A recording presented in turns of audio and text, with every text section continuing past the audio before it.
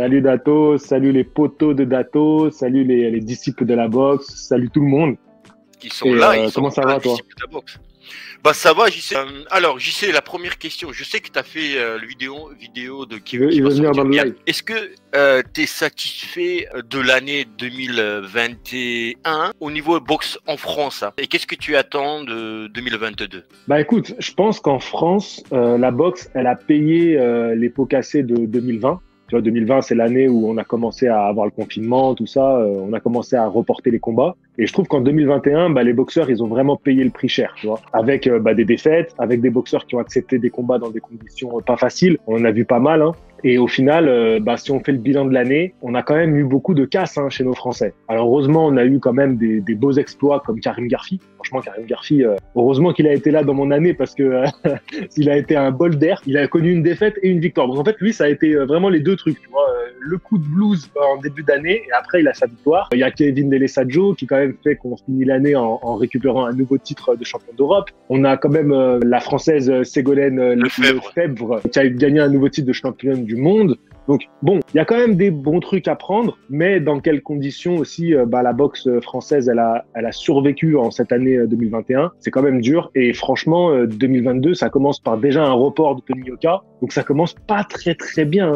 Voilà 2022. Donc moi j'ai un peu peur. Tu vois 2022, il faut pas que ça traîne trop longtemps parce que je pense que ça va être vraiment dur pour les boxeurs français. Ils ont encore plus besoin de vous le public, vraiment. Tu as parlé des victoires, ce qui est bien aussi, dont le bricole, parce que les Français et Françaises, ça bricole plus que c'est pas forcément professionnel, tu vois, comme professionnel on entend, hein. Il y a le salaire, il y a des masseurs, des champions du monde ou ex-champions, etc.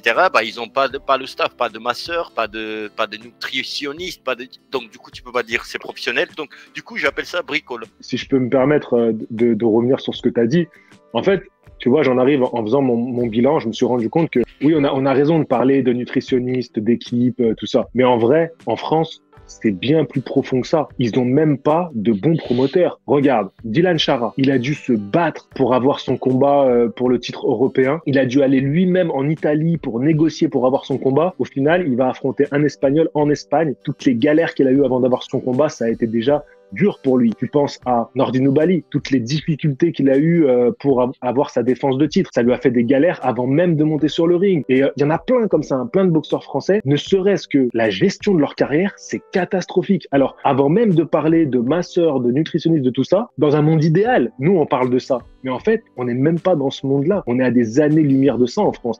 Et ça a fait partie aussi d'un vrai coup moral que j'ai eu en fin 2021. Je me suis rendu compte que la boxe en France, c'est une gestion catastrophique. Mais vraiment. Et ça m'a fait vraiment du mal, très honnêtement. Et bien sûr, il y a aussi Bilal Chikitou qui a fait un super combat.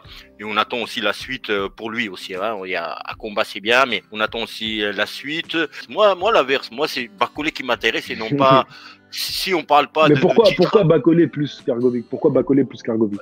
Déjà, il est 17e. Je crois pas qu'il soit plus haut, Argovic, non? Et puis, moi, je pense qu'il est dangereux. Il est plus dangereux en tant que pugiliste. Il est moins connu. Il est plus connu parce qu'il a fait les JO, Argovic. Parce qu'il boxe dans les grands événements sous carte et tout. Mais franchement, pugilistiquement, Bacolé, il est plus fort. Tu mets Bacolé et Argovic, Bacolé le bas. Et peut-être par KO.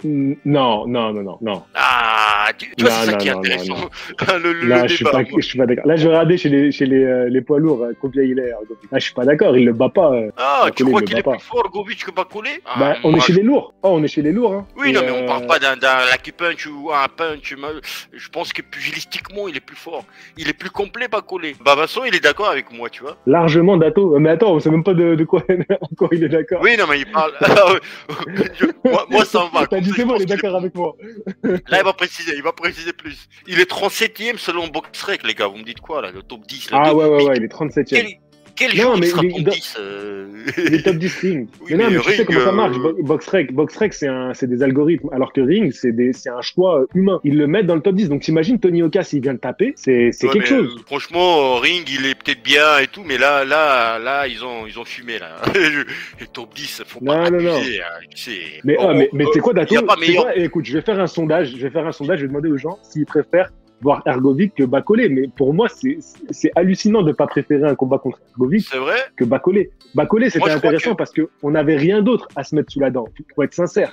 Après Peter Milash et Big Joe, on était là en fin d'année, on disait bon bah qu'est-ce qu'on va faire? Oh, quand on a entendu parler de Martin Bacolé, tous les deux, on savait pas. On était là, ouais, c'est qui? Après on s'est intéressé. Alors qu'Hergovic, on n'a même pas besoin d'aller voir. Il y a une histoire, il y a un truc, il y a un truc à régler depuis les JO. Oui.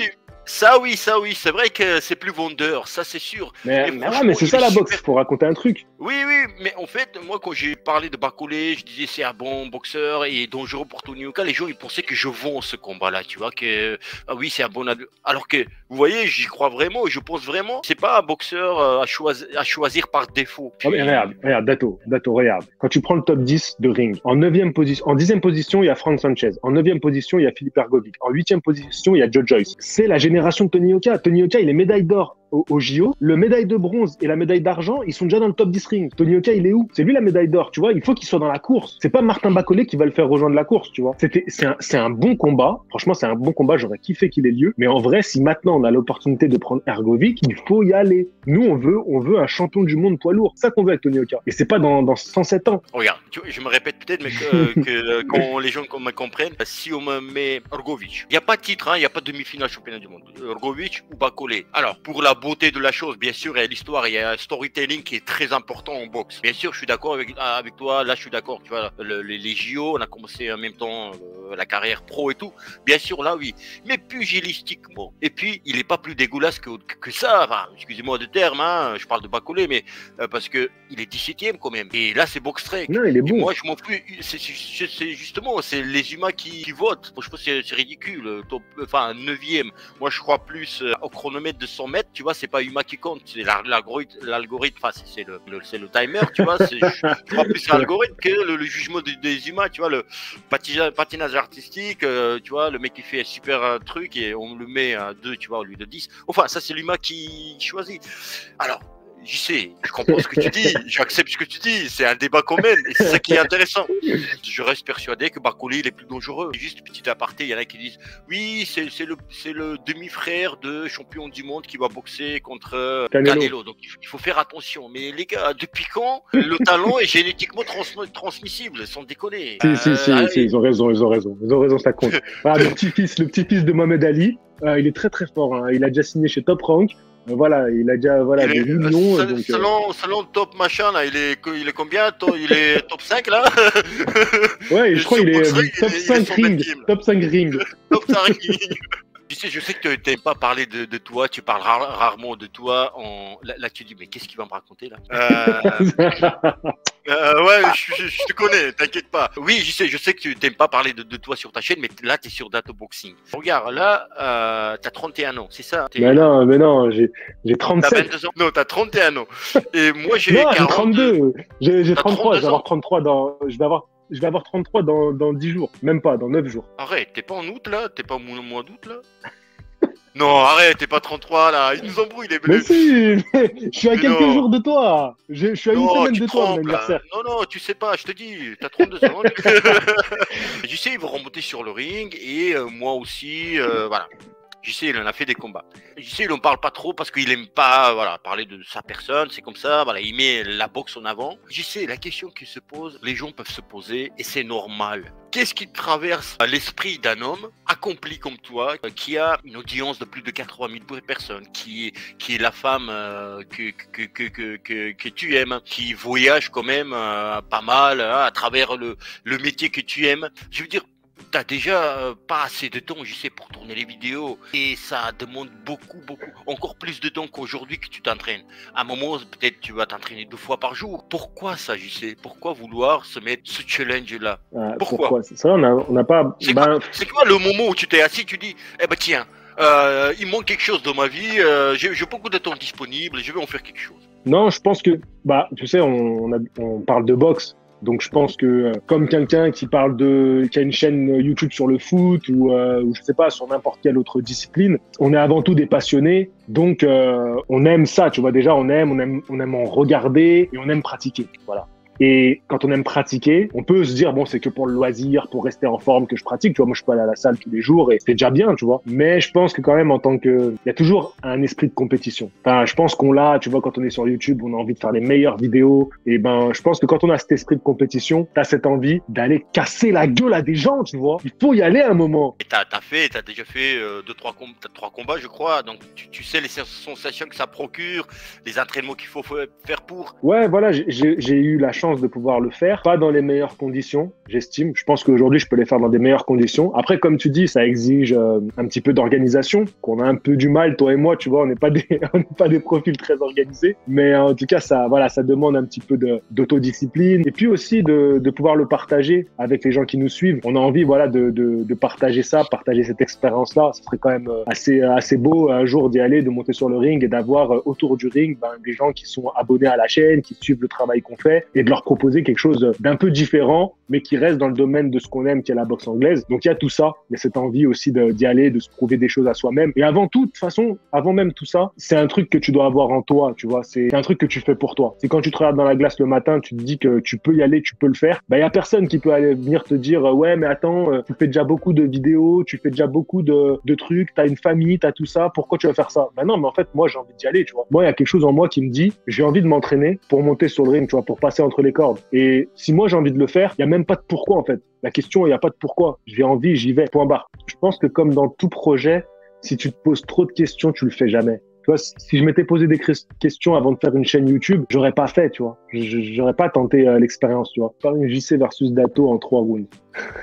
Les gens, ils veulent toujours te voir affronter. Je pourrais pas faire un sparring avec Dato. Franchement, je pourrais pas faire un sparring sérieux avec lui. Moi non parce que je pourrais pas porter les coups contre Dato. Revenons sérieusement. Tu vois, si tu te poses trop de questions, tu le fais pas. Parce que tu vois tous les trucs négatifs. Tu vas te dire, ouais, mais attends, il y a ça. Je vais être fatigué. Si je suis fatigué, ça va être dur dans ma vie personnelle, dans ma famille. Tu t'en sors plus, en fait. À un moment donné, t'as envie d'un truc. Déjà, faut voir à quel point t'en as envie. Après, tu commences à travailler pour le réaliser. Et petit à petit, tu bosses et tu vas y arriver. Tu vois, en fait, tu vas progresser dans ton domaine et petit à petit, tu vas prendre les choses comme elles viennent et tu vas t'adapter. Il faut s'adapter aussi chaque jour à comment ça se passe. T'es pas toujours à la salle en train de t'entraîner et tout. Je vois, c'est gérable. Moi, je pense que c'est gérable. C'est juste que il faut y aller parce que si je le fais pas maintenant, je le fais quand? Comme il a dit Vincent pour Tony Oka. En réalité, si je le fais pas maintenant, je le fais quand? Je veux pas à 50 ans être là à me dire oh putain, c'est dommage. Hein. Si j'avais fait mon combat amateur, si j'étais remonté sur le ring en 2022, à un moment donné, si c'est pas maintenant, c'est quand? J'y sais, il y en a beaucoup aussi, hein, des gens qui m'écrivent à moi, à toi aussi, hein, en privé. Ah, je veux reprendre la boxe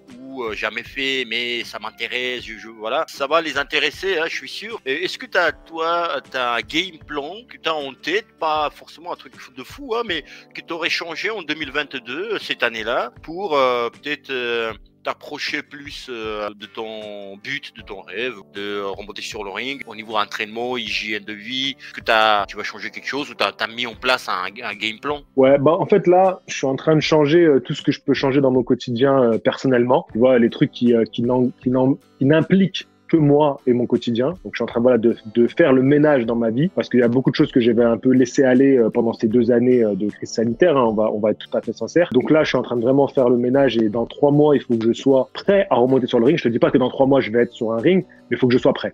Voilà, dans 3 mois, il faut que je sois prêt. Il faut que je sois au poids ou alors à quelques grammes près, tu vois, et physiquement prêt. Peut-être pas à mon meilleur. Peut-être mon meilleur sera dans 6 mois, dans 9 mois, mais au moins dans 3 mois, je suis prêt. Combien tu pèses aujourd'hui et en quelle catégorie voudrais-tu combattre? La dernière fois que je me suis pesé, j'étais à 82, mais je pense que je suis un peu redescendu là, parce que j'ai commencé à manger mieux et plus m'entraîner, à reprendre une activité plus régulière. Donc là, je pense que je suis un peu descendu et il faut que je descende jusqu'au moins de 75 kilos dans la catégorie des poids moyens. Je suis rassuré. Maintenant, il faut arrêter de se faire des blocages mentaux aussi, parce qu'on a beaucoup de blocages mentaux.